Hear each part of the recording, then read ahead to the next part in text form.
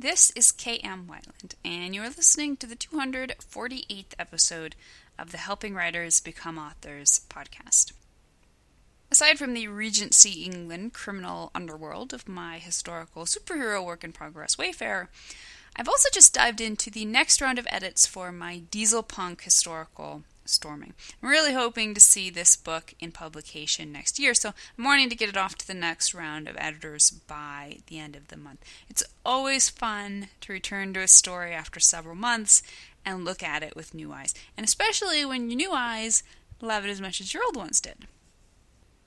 In other news, I got to reveal the gorgeous cover for my upcoming writing craft book, Jane Eyre, The Writer's Digest Annotated Classic. Artist Chris Kohler provided an awesome new artistic rendition of everyone's favorite star-crossed lovers, Jane and Rochester. You can see the cover on my site at helpingwritersbecomeauthors.com. The book will launch on August 1st. And now I hope you enjoyed this week's podcast entitled How to Write a Flat Character Arc, Part 3, The Third Act. The third act is where we find arguably the greatest similarities between the flat character arc and the positive change arc, since in both types of story, the protagonist will have a full grasp on the truth by this point. The primary difference, of course, is that the protagonist in a flat character arc will already have been in possession of that truth almost universally throughout the story. The other difference is that in a flat arc, select supporting characters who are representative of the world around the protagonist will have reached the point in their change arcs where the protagonist's truth will have convinced them to reject the lie. The protagonist will still be facing overwhelming odds, but he won't be facing them alone. Even should he die now, his cause will continue thanks to the converts he's made along the way. However, this does not necessarily mean all flat arcs will demonstrate deep themes. Every flat arc will present a protagonist whose views are opposed to the antagonist-influenced world, but those views may not be deep moral issues. Sometimes the truth can be as simple as the evergreen: the bad guy will destroy the world if he isn't stopped. Flat arcs of this type are popular in action stories, and while their thematic elements aren't as obvious, they're still viable story forms. In writing screenplays that sell, Michael Hauge comments, lots of excellent, entertaining, emotionally involving, and profitable stories don't explore theme at all. I think Raiders of the Lost Ark is a terrific movie, but I don't see anything more there than what's on the surface. That's fine. It is your choice as the writer to explore these underlying meanings or not. So after what seemed to be a great victory at the end of the second act, the tables will be completely turned on your protagonist, and he'll be smacked back down in his most intense defeat yet. No matter what kind of arc your character is pursuing, this is going to be his low moment, his breaking point. He's going to face down death, figuratively or literally, and he's going to come to terms with his fears, re-embrace the truth, and rise with renewed determination and vigor. In a flat character arc, the protagonist won't actually doubt the truth, but he will be brought to a point where he seriously doubts his ability to use the truth to defeat the lie. This is the scene where he throws stuff against the wall and rages against his own impotence. What's the point of the fight? What's the point of all he's already suffered if all he's been able to do so far is put a dent in the antagonistic force's armor? Make the third plot point as personal as possible for your protagonist. The antagonistic force needs to hit him where it hurts. This isn't just a battle lost. This is a battle that kills his best friend, threatens his wife and children, or perhaps even ends with him wounded and in captivity. Everything looks lost. The first half of the third act will be all about the protagonists reacting to the third plot point.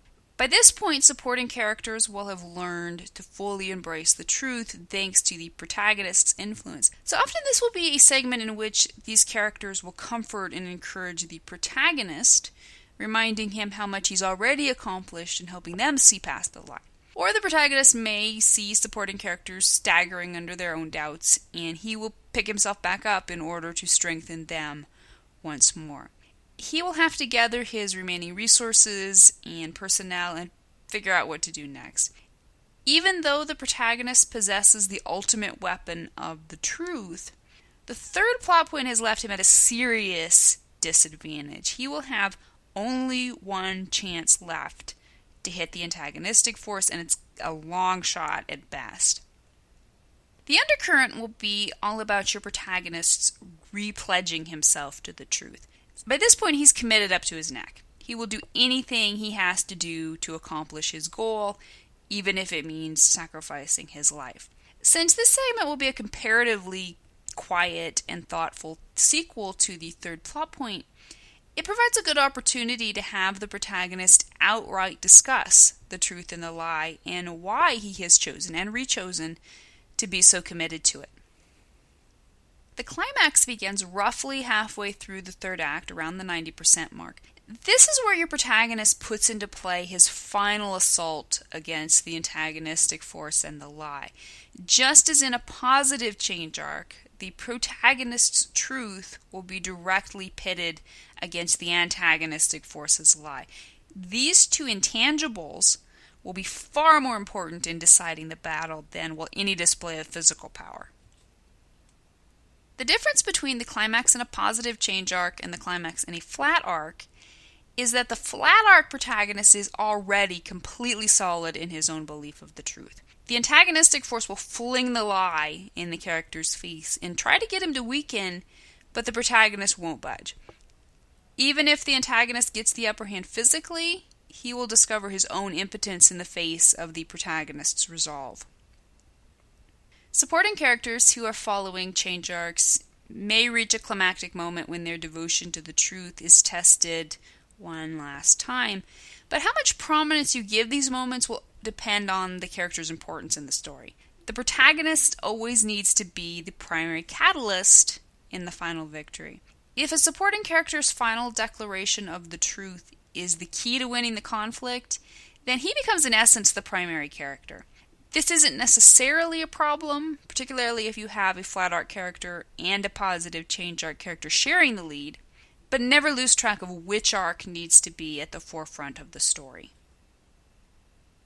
As in any type of story, the resolution exists to prove how the conflict has changed either the characters or the world. In a flat arc, the changes will be most evident in the supporting cast and the world around the protagonist. The truth will now be ascendant over the lie. Supporting characters who were changed by the truth will need to be presented in closing characteristic moments that prove the new direction their lives are now about to take. Supporting characters who believed the truth all along will now be free to embrace and practice it. If the normal world in the story's beginning was evil and lie-ridden, it will now have been destroyed, and the protagonist and his supporters will be able to build a better world on top of the rubble. If the normal world was based on the truth in the first place, the characters will now be able to return to it and live in peace. The protagonist himself won't have changed dramatically, but that doesn't mean certain aspects of his persona and lifestyle may not be different. He may decide to hang up his gun and become a farmer now that there's no longer a threat to his truth. Or he may have gained significant new skills along the way that now allow him to pursue a different life of his own. Or he may travel on to fight the lie in a different place. In fact, just about everything about your protagonist could be different at the end of the story. But the one thing that must remain the same is his absolute devotion to the story's core truth. In the third act, your flat character arc could manifest as it does in the following examples. After the seeming victory in which Katniss Everdeen learns how she can obtain the medicine she needs to save Peeta's life, she risks everything in a showdown at the cornucopia. She makes it back to the cave, heals Peeta, and collapses into delirium from her own injuries. This is a comparatively weak third plot point, since the true emotional low point came earlier when Katniss's young ally Rue was murdered. Here, the emphasis is on Katniss's growing affection for Peeta and her determination to get them both out of the games alive. They battle together, symbolically reinforcing their own truth, to conquer the last of the rival tributes, only to have the lie hit them with all its power when President Snow tries to force them to kill each other. Katniss never wavers from her truth and uses it to outsmart the game maker and get both herself and Peeta declared co-victors. The resolution hints at the changes her actions have wrought in the world around them, as in the Hunger Games. After a round of seeming successes, Rocky's rescuing Ginger, the pie machine's blowing up, Rocky and Ginger's recognizing their feelings for one another, and Ginger's belief that Rocky will fly for them now that his wing is healed, the third plot point hits Ginger hard when Rocky abandons them and she realizes he lied about being able to fly. After a moment of bitter defeat, she rallies herself and the others with the new plan to build a plane. At the climax, they're forced to launch the plane early, and thanks to a changed Rocky's return, they manage to pull it off. But the final defeat of Mrs. Tweedy's attempt to reinforce the lie belongs to Ginger. In the resolution, the chickens literally arrive in a new world, one full of green grass and without fences, as in Chicken Run. After barely managing to escape the massacre incited by the vengeful Magua, Nathaniel is forced to abandon Cora, Alice, and Duncan in order to escape being captured by the Indians. Nathaniel's absolute devotion to his truth, protecting those he loves, never wavers. He swears to Cora that he will find her and rescue her no matter how long it takes. And as it turns out, it doesn't take that long. He manages, with help from a changed Duncan, to secure her freedom, but not Alice's. The climax actually shifts attention away from Nathaniel and onto his adopted brother Uncas as he sacrifices his life in an attempt to save Alice. But the thrust of the truth remains the same. In the resolution, they return to Nathaniel's peaceful world, free from Magua's and Colonel Monroe's lie, in which Nathaniel and Cora must start anew together, as in The Last of the Mohicans. Maximus and Lucilla rally senators and soldiers to their secret plan to overthrow Commodus, but they are discovered, and several key members of the plot, including Maximus's loyal servant, making the defeat even more personal to Maximus, are murdered. Maximus is captured and stabbed by Commodus. In the climax, Commodus battles the wounded Maximus one-on-one in the Colosseum, and Maximus rallies to defeat the evil emperor, only to finally succumb to his own mortal wounds. He leaves behind him a Rome that is now a better place, even for the gladiators. As Juba says in the final line, "Now we are free," as in Gladiator.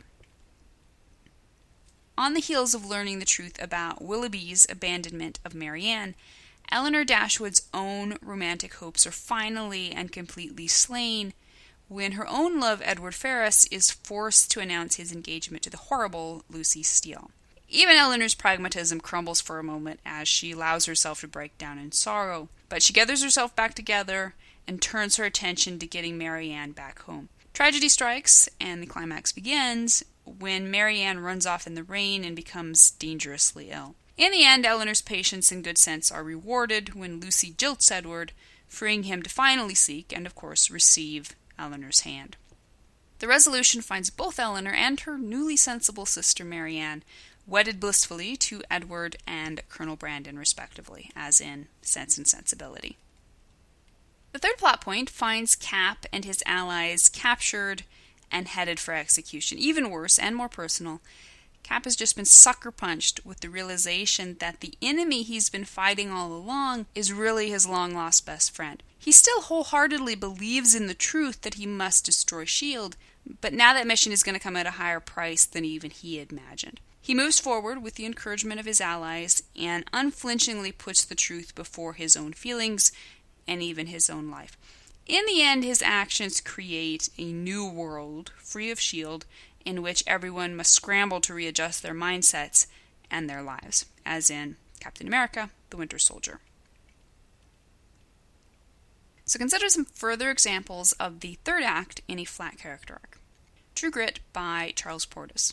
Maddie accomplishes a resounding personal victory when she discovers the murderer Tom Chaney watering horses and manages to get the drop on him with her father's huge old revolver. Her confidence in her truth leads her to believe she can place Chaney under arrest all by herself. And she almost manages it, except her revolver misfires and a wounded Chaney takes her prisoner before Rooster and LaBeef can intervene. Her emotional low moment arrives when it appears Rooster is willing to abandon her to the outlaw gang.